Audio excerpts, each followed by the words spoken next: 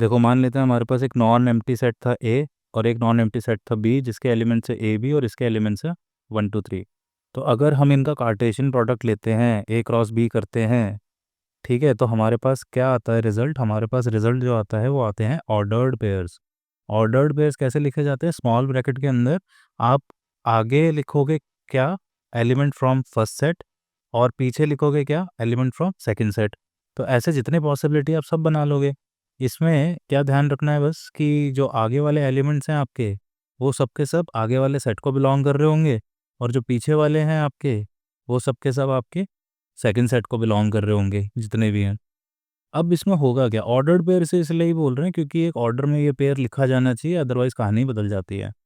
तो बेसिकली ए cross B मेरे पास क्या आया? एक ऐसा सेट आया जिसके अंदर उसके एलिमेंट्स क्या हैं? उसके एलिमेंट्स हैं ऑर्डर्ड पेयर्स।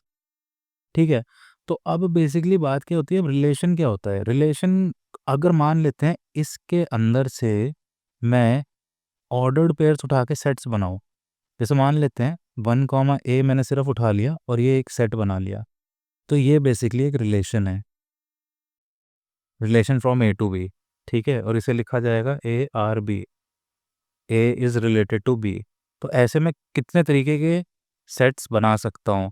तो जितने भी इसके सबसेट्स पॉसिबल हैं उतने मैं बना पाऊँगा। ठीक है, मैं एक बार 1 ए ले लूँ, अगर मैं एक भी नहीं ले रहा हूँ तो वो 5 हो गया, वो वाला केस है ना। 5 is a subset also, 5 is a subset of every set, तो इस केस में भी चलेगा। इस केस में एम्प्टी रिलेशन बोल देंगे उसको हम, या फिर मैं ये सारे के सारे ले लूँ, उस केस में हम यूनिवर्सल रिलेशन बोल देंगे इसको। तो ऐसे अब नंबर ऑफ सबसेट्स कितने बन सकते हैं वो डिपेंड करता है कि नंबर ऑफ एलिमेंट्स कितने आते हैं मेरे पास, या फिर इस केस में नंबर ऑफ ऑर्डर्ड पेयर्स कितने आते हैं मेरे पास। तो कहानी क्या बनती है?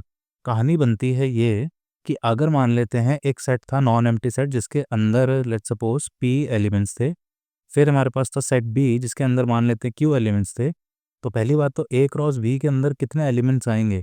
उसके अंदर आएंगे पी क्यू एलिमेंट्स। और नंबर ऑफ सबसेट्स कितने बना पाऊंगा मैं? तो नंबर ऑफ सबसेट्स बेसिकली क्या है? जितने नंबर ऑफ सबसेट्स बनेंगे उन्हीं को रिलेशन बोल दिया जाएगा।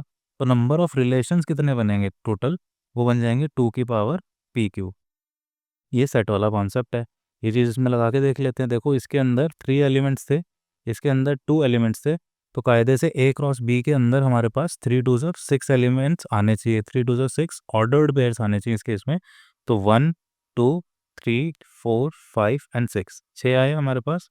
तो अब इसके अंदर टोटल नंबर ऑफ रिलेशंस कितने पॉसिबल होंगे फ्रॉम ए टू बी? तो वो 2 की पावर 6 होंगे। तो ये रिलेशन है बेसिकली।